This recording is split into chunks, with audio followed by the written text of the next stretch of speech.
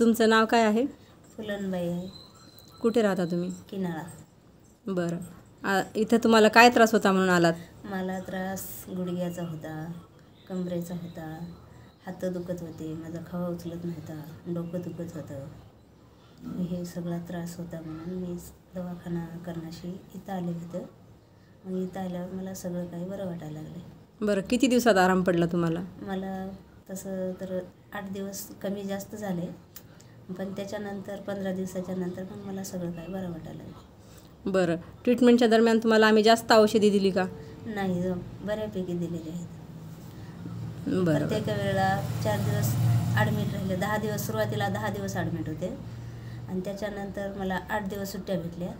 तेव्हा 10 दिवसापुरतीच औषधं होते. ओके. आणि त्याच्यानंतर मग मी अनेक आले. त्याच्यानंतर मी 5-6 दिवस राहिले.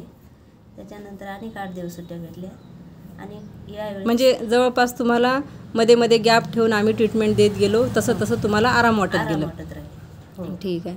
बरं, तुम्हाला असं वाटतं का कोणी इथं आजार असतील तर इथे येऊन ट्रीटमेंट घ्यावं? मला तर वाटते दवाखाना करण्याशी इथं सर्वांना येऊन आजार कमी करून घ्यावा. म्हणजे आम्ही इथं तुम्हाला वेळ येऊन हां ऑपरेशनची इथं वेळ नाही. अपेक्षा आहे.